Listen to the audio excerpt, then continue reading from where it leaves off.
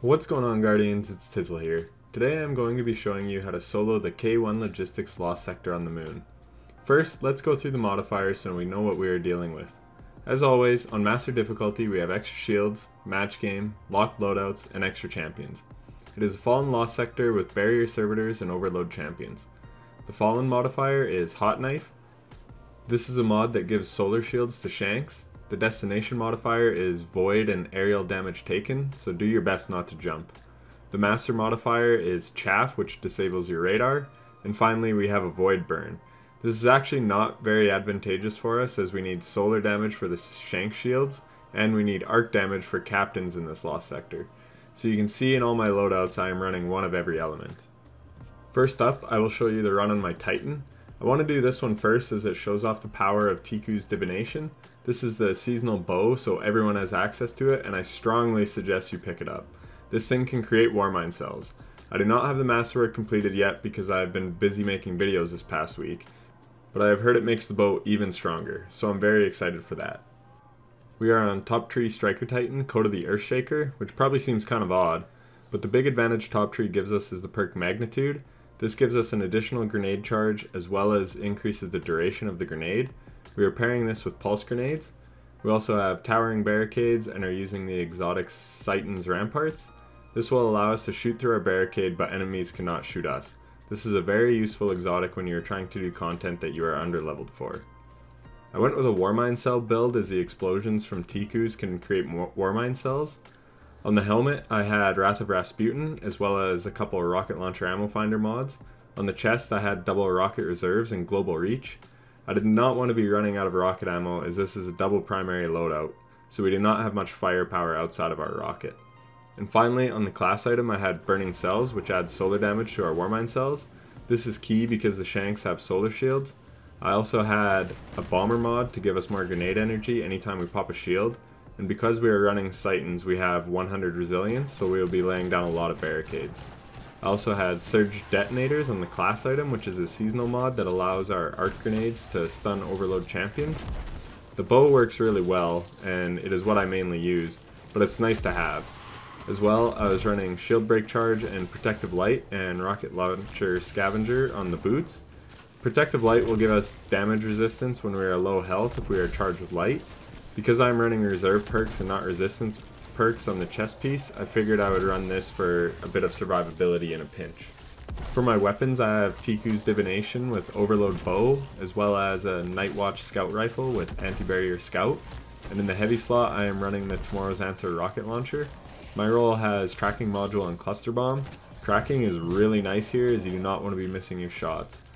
The legendary weapons both have Major Spec on them as well. Champions are registered as majors as well as the final boss, so boss spec does nothing in Lost Sectors if you did not know that. I actually made a video breaking down what boss spec and major spec works on, so feel free to check it out. So that is it for the Titan build. I mentioned in my video of Exodus 2A that Fallen Lost Sectors are not great to farm. The immunity the barrier servitors provides can really screw you over, and the warping and general glitchiness of overload captains is very frustrating to deal with. When filming this today, it was my first time running this Lost Sector on Master. I'm sure I could get the strats down and get some pretty quick times, but overall, I just really do not recommend farming this Lost Sector. It is definitely a pain, and it is quite long. I know when I am high light that it will be much easier to do, but so will all the other Lost Sectors. And when you can clear those with ease in around 3 minutes, it really makes farming those ones much more appealing. If there is something you really want to farm and this Lost Sector is up and it is your only free day, then by all means do so. But if you can wait for a better Lost Sector, I would suggest doing that. I have a feeling all the Lost Sectors on the moon will not be very good for farming, but I'm definitely going to make guides on each one because I do like finding good loadouts for each one and seeing what works best. As well, I try and do these Lost Sectors right around 10 below light, as I think it gives an accurate depiction of what the average Guardian is probably up against. If you are at light, chances are you play this game a lot and you don't need a tutorial on how to clear these in the first place. That is also why I run different loadouts on all the characters, so that hopefully the average person has something in one of the 3 builds that they can use. As is my advice in every video, take your time and play your life. You can see in the background gameplay that I am in no rush to kill the servitor. I'd rather stun him and then take out the enemies when their immunity is down. That allows you to solely focus on the champion, which makes it a lot easier to deal with and a lot less likely that you will die. Sadly though, in this case, the servitor shifts and heads up the stairs. This is unfortunate. It is a bit easier to kill them when it's down below, but you can see in the background gameplay how I deal with this scenario.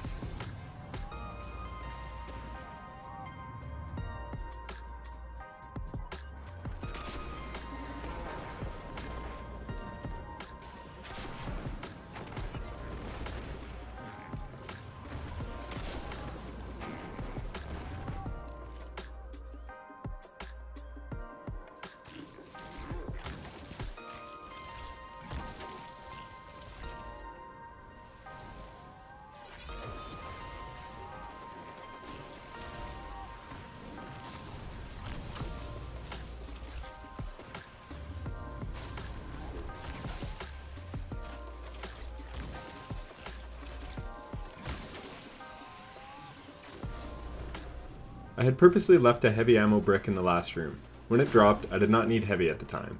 It is important to know how much ammo you hold in your reserves and how much ammo you pick up from a brick. It obviously changes depending on reserve and scavenger perks, but it is good to know what your loadout will allow and to pick up bricks when they will be of the most use to you.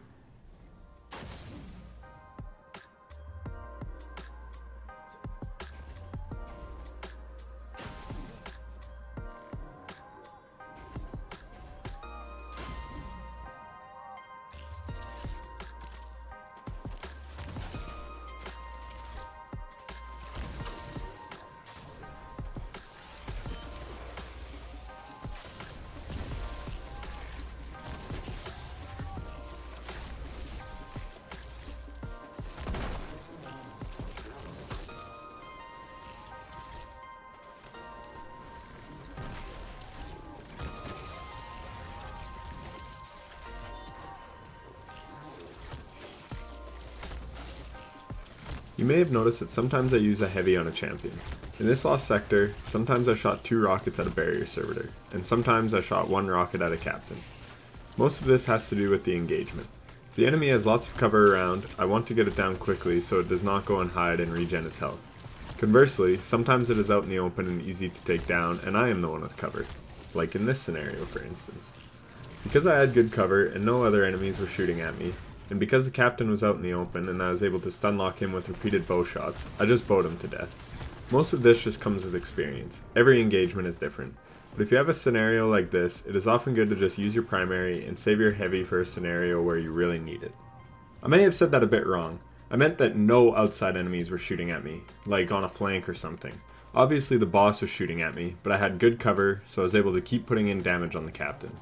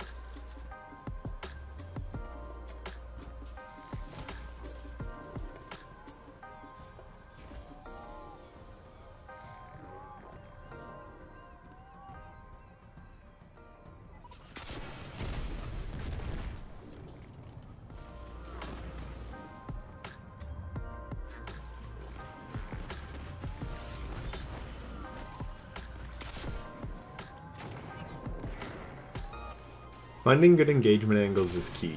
I did not want to shoot my rockets at the boss and risk them hitting the pillars it was sitting beside. So I made sure all the adds were clear, and then I posted up with a straight shot.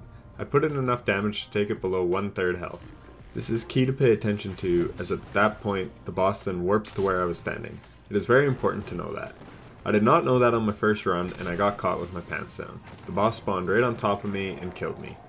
To make matters worse, I was past the 15-minute mark, so my res tokens were unavailable. I wiped and had to try again, which brings me to another key point. Always learn from your mistakes. Never try to die the same way twice.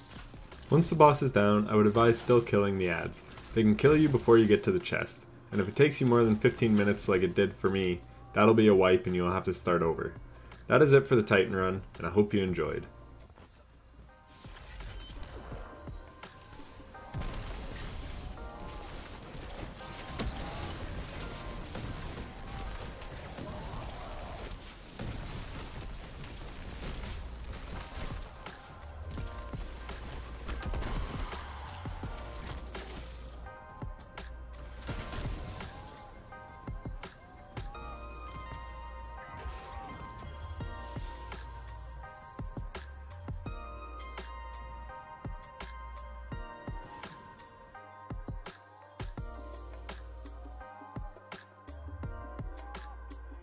Next up we have the Hunter. For this build we are running Top Tree Night Stalker Way of the Trapper. We have Vortex Grenades and the Marksman Dodge to reload our weapons. We are once again running a Warmind Cell build, as Xenophage can spawn Warmind Cells with Wrath of Rasputin. For an exotic, I chose 6 Coyote for the second dodge charge. I also ran it with 100 mobility, so we would pretty much always have a dodge charge ready when we need it. The dodge on top tree is so powerful because it can make you go invisible. You can use it to get out of a sticky situation, you can use it to run and grab an ammo brick where normally it would be too dangerous. In group play, you can use it to get what would otherwise be an impossible res. On top of that, it reloads your weapons.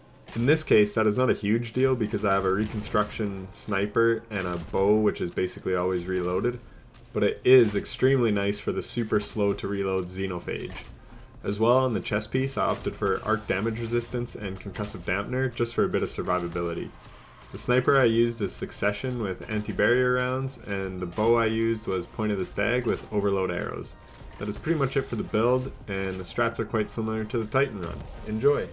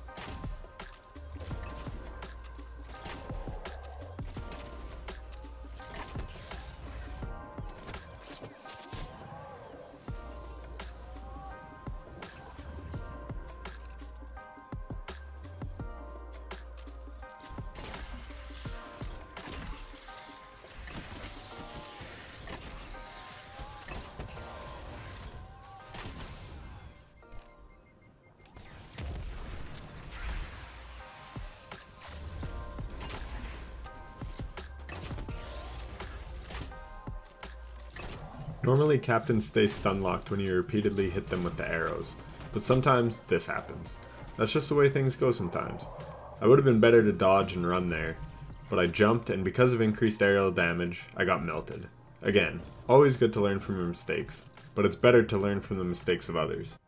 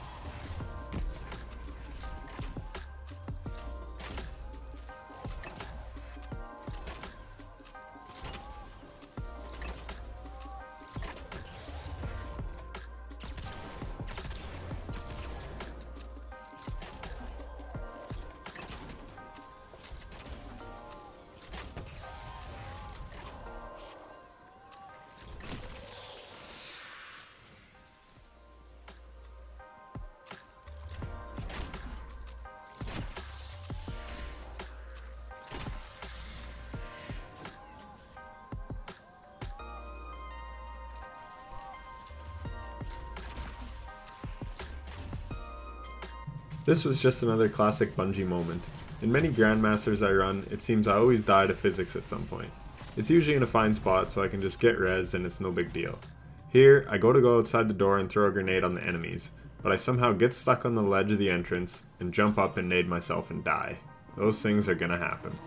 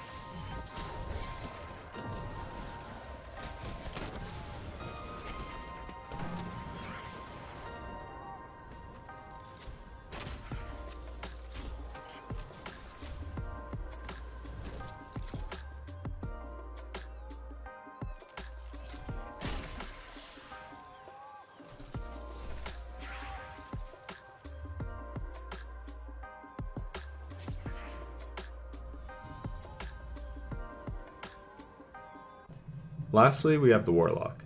For this build, we are on Top Tree Voidwalker, Attunement of Chaos. Once again, we are pairing Vortex Grenades with Controverse Hold and 100 Discipline to give us tons of powerful grenades. On the armor, I am running a full Charge with Light build. I have Shield Break Charge for gaining stacks of Charge with Light anytime I break a combatant's shield. I also have Charged Up and Supercharged, which allow me to hold 1 and 2 extra stacks of Charge with Light respectively. So normally the max stacks you can have is 2. With this build, we can hold up to 5 stacks of Charge with Light. I have Protective Light so that if I am red bar, I will get damage resistance, as well as Reactive Pulse, which is a mod that will emit a burst of arc energy if I take damage while surrounded. Additionally, because I have arc resistance on, it activates a second perk that gives me an overshield while performing a finisher. And then I am just running standard grenade and sniper ammo finders and scavengers and bomber on the bond to get more grenade energy whenever I put down a rift. For weapons, I have the Long Shadow Sniper Rifle with Anti-Barrier Sniper and the Tyranny of Heaven Solar Bow with Overload Arrows, as well as Anarchy in the heavy slot, and that is it for the Warlock build. Enjoy!